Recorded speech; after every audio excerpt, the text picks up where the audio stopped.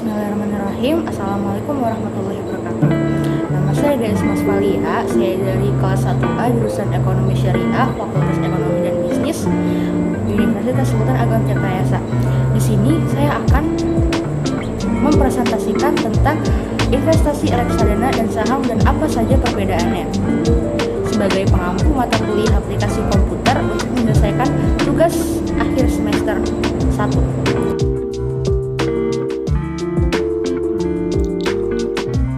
Yang pertama adalah kenapa kita tuh harus berinvestasi. Jadi kita itu termasuk generasi milenial, generasi Z yang dianggap lebih konsumtif.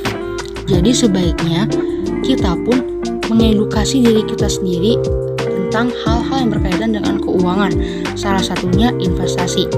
Sebenarnya nggak cuma generasi muda aja, semua orang yang sudah berpenghasilan bisa kok berinvestasi, karena investasi itu tuh termasuk hal yang penting. Tapi sayangnya masih belum banyak anak muda yang melek akan investasi. Hal ini mungkin karena tuntutan gaya hidup modern yang tinggi sehingga mereka pun merasa sulit untuk menyisihkan uangnya untuk berinvestasi.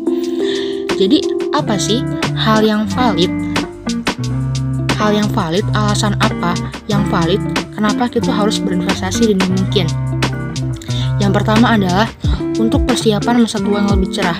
Nah, ketika kita memasuki usia senja, keinginan untuk bekerja itu masih ada, tapi fisik itu tidak mampu membohongi.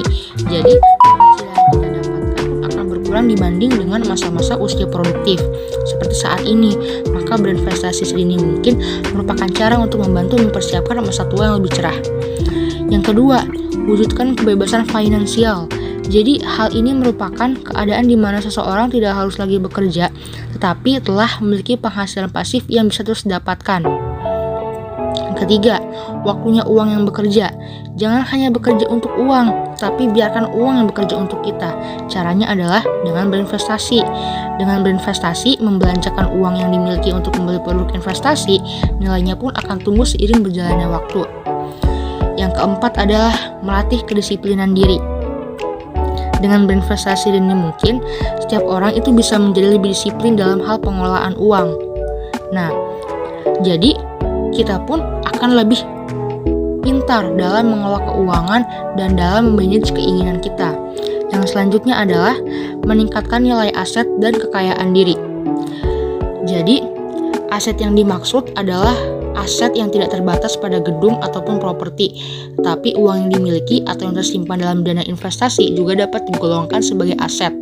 Nah, aset yang seperti ini itu akan bertambah nilainya di kemudian hari. Tentunya akan berbanding lurus dengan perkembangan kekayaan dan tidak akan tergerus oleh inflasi. Jadi akan memajukan kekayaan kita juga, akan menaikkan nilai aset dari kita juga. Jadi selanjutnya tentang reksadana yang kedua. Reksadana ini tuh basically kita memberikan uang kita kepada seseorang yang akan mengelolanya dengan baik dengan sedemikian rupa. Nah, kisah lahirnya reksadana sendiri adalah konon orang-orang itu pengen memutar uang lebihnya lewat saham atau instrumen keuangan lainnya. Tapi mereka itu udah punya 3 hal, yaitu 1. Waktu untuk memantau pergerakannya, 2. Pengetahuan yang cukup, dan 3. Uang yang banyak. Karena pada zaman dahulu beli saham atau obligasi itu butuh minimal 5-10 juta. Maka diciptakanlah sebuah makhluk yang dinamakan reksadana untuk mengatasi 3 masalah tersebut. Jadi orang-orang nih masing-masing ngumpulin uangnya. Nah, uangnya kan jadi banyak nih. Nah, terus uang ini diserahkan kepada seseorang yang punya pengetahuan dan waktu untuk mengelola kumpulan uang tersebut. Nah, orang tersebut dinamakan manajer investasi. Dia ini tahu kalau setiap orang ngumpulin uangnya ke dia punya tujuan yang beda-beda. Ada yang mau ambil balik 5 tahun, 10 tahun.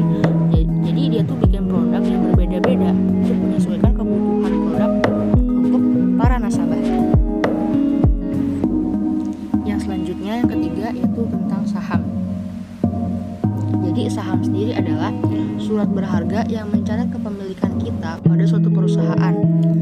Nah, jadi ketika kita membeli suatu saham, kita juga ikut andil, kita juga bisa disebut sebagai investor dalam perusahaan tersebut. Minimal beli saham itu 1 lot ya, dan saham itu kan bentuknya per lembar.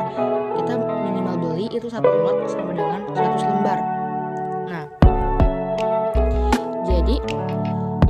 Saham itu adalah investasi yang bisa menghasilkan return paling tinggi.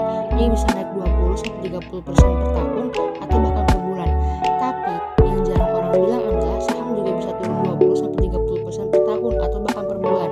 Dan para pemula itu banyak yang belum siap untuk melihat nilai uangnya itu turun 20-30% dalam waktu singkat.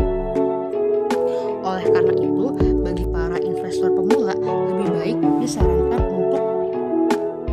untuk membeli reksadana terlebih dahulu dibanding saham. Tapi ketika kita sudah mulai belajar tentang investasi, alangkah baiknya jika kita berinvestasi di saham. Nah, kenapa saham? Kenapa tidak reksadana lagi? Singkatnya adalah reksadana itu gak bisa bikin kamu kaya, tapi saham bisa. Investasi itu kan tentang berproses. Kita perlu punya dana darurat dulu dan financial secure dulu, baru bisa menjadi kaya yang mulai dari saham. Kemudian kita pun akan belajar saham untuk menjadi kaya, sebab proses belajar itu memang sepenting itu. Yang selanjutnya adalah perbedaan antara saham dan reksadana. Dari pengelola dananya sendiri, saham itu bersifat mandiri ya, dia dikelola oleh investor sendiri. Sedangkan kalau reksadana itu dikelola oleh perusahaan atau si penyedia reksadananya tersebut. Nah, kalau dari tingkat resiko, saham itu tinggi dan ditanggung oleh investor. Kalau reksadana, resikonya lebih minim dan ditanggung oleh manajer investasinya. Mengenai imbal hasil, saham itu high risk, high return. Sedangkan kalau reksadana itu cenderung lebih rendah daripada saham. Dari minimum investasi, saham itu cenderung lebih besar ya. Tapi ada juga beberapa saham yang memang per lembarnya itu atau per lotnya itu memang lebih murah. Kalau reksadana itu cenderung lebih murah, bisa dimulai dari 10.000 bahkan. Nah, kalau saham dari proses pencairan dananya itu bisa memakan waktu sampai 2 hari. Kalau reksadana itu lebih lama lagi, sekitar 6 hari. Kalau dari kepemilikan, saham itu investor yang lebih leluasa karena kepemilikan mutlak atas sendiri kan. Kalau reksadana itu investor itu seperti tidak punya andil dalam memanage dana-dana tersebut, karena memang dana-dana itu pun dihimpun dan ditanggungjawabkan oleh si perusahaan itu, oleh si manajer investasinya itu.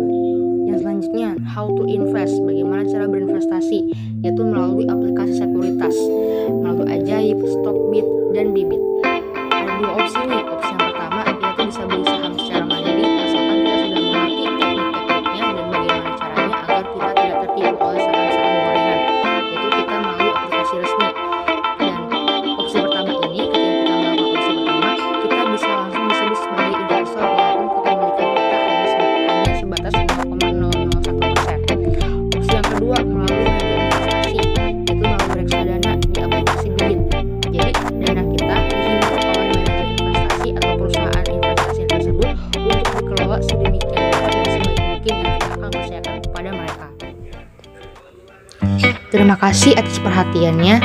Kurang lebihnya mohon maaf. Semoga ini bisa menghimpun nilai semester akhir aplikasi dari tugas aplikasi komputer.